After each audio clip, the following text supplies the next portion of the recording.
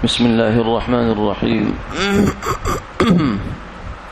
نحمده ونصلي ونسلم على رسوله الكريم أما بعد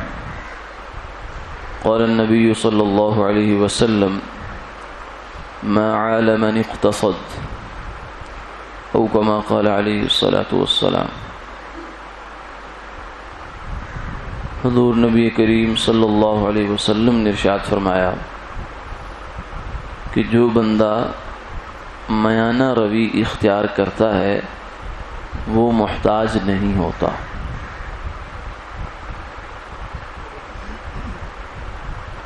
انسان اس دنیا میں چند ضرورتیں اپنے ساتھ لے کر پیدا ہوتا ہے، جن ضرورتوں سے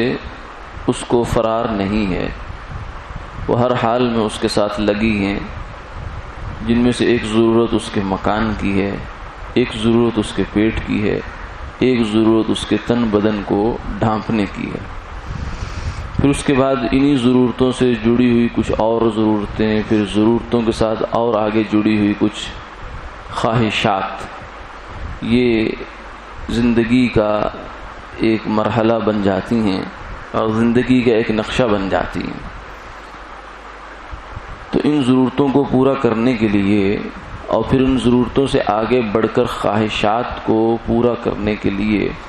اس کے وسائل عام طور سے کم رہتے ہیں۔ انسان کی خواہشیں ہمیشہ اس کے وسائل سے زیادہ ہوتی ہیں۔ تو اب جو بندہ اپنے جو اس کا مال ہے، جو اس کو کہیں سے مل گیا، وراثت میں مل گیا یا اس نے کمایا ہے، اپنی محنت سے خون پسینے کی کمائی ہے، اس کو اس انداز سے خرچ کرے کہ اس میں میانہ روی رہے، یعنی اس میں نہ تو بخل ہو کہ جہاں شریعت چاہتی ہے اور جہاں اخلاق کا تقاضا ہے وہاں مال خرچ نہ کرنا، یہ بخل ہوتا ہے، اور نہ ہی اسراف ہو، یعنی جس جگہ 5 سے کام چلتا ہے آدمی خواہ میں وہاں 10 لگائے، 20 لگائے۔ تو جو بندہ اس طرز زندگی کو اپنا لیتا ہے، فرمایا ما عال، وہ بندہ محتاج نہیں ہوتا۔ الاقتصاد فی النفقہ نصف المعیشہ، فرمایا کہ اخراجات میں میانہ روی اختیار کرنا یہ آدھی جو ہے زندگی ہے، آدھی معیشت ہے۔ تو اس چیز کی آپ صلی اللہ علیہ وسلم نے ہمیں تعلیم دی ہے کہ ہر آدمی یہ سوچے کہ اس کے اپنے جو ضروریات ہیں وہ کتنی ہیں اور اس کی اپنی چادر کتنی ہے۔ بسا اوقات ہم لوگ اپنی چادر سے زیادہ پاؤں پھیلا لیتے ہیں اور پھر چادر کو لمبا کرنے کے چکر میں زندگی داؤ پہ لگا دیتے ہیں، اوقات داؤ پہ لگا دیتے ہیں، بیوی بچوں کے اوقات، ان کے حقوق اور یہ سب چیزیں جو ہیں وہ داؤ پہ لگ جاتی ہیں، اس لیے کہ زندگی کا ہدف ہم لوگ اتنا بڑا طے کر لیتے ہیں کہ جو ہمارے امکان سے بہت دور ہوتا ہے، ہماری استطاعت سے بہت زیادہ ہوتا ہے۔ اس کا نتیجہ یہ نکلتا ہے کہ آدمی پریشان رہتا ہے، ہمیشہ ایک ناشکری کی کیفیت میں رہتا ہے، قناعت سے دور ہو جاتا ہے۔ لیکن اگر آدمی اپنے لیے زندگی کا دائرہ ہی سمیٹ کر رکھے کہ 3 ضرورتیں فرمایا بنیادی ہیں ابن آدم کی، اگر یہ اس کو مل گئی ہیں تو اس کے بعد پھر جو بھی ہے وہ اس کی اب حاجت میں آتا ہے یا خواہش میں آتا ہے،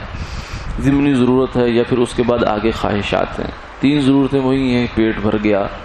اور جسم پر تن بدن پر کپڑا آ گیا اور سر چھپانے کے لیے اس کو کوئی مکان مل گیا۔ تو یہ اگر ضرورتیں اس کی پوری ہیں تو اب کوئی ضرورت ایسی نہیں ہے کہ جس کی وجہ سے ہم کہیں کہ یہ بڑا اس کو مسئلہ ہے۔ باقی جتنا کچھ بھی ہمارے ساتھ لگا ہوا ہے وہ خواہشات ہیں۔ تو اس لیے فرمایا کہ ان کو پورا کرنے کے لیے اپنے وسائل کو جو ہے اس انداز سے آدمی منظم کرے، اس انداز سے اس کو مرتب کرے، ترتیب دے کہ اسے محتاجی کا سامنا نہ کرنا پڑے۔ بس اوقات یہ ضروری نہیں ہے کہ جو آدمی جھونپڑی میں رہ رہا ہے وہی محتاج ہوتا ہے، ہو سکتا ہے وہ محتاج نہ ہو، اس لیے کہ جو جھونپڑی میں رہ رہا ہے اس کی جیب میں اگر 100 روپے ہیں تو اس نے اپنے 24 گھنٹے کا سرکل 100 روپے میں پورا کر لیا، یہ محتاج نہیں ہے، یہ غریب نہیں ہے۔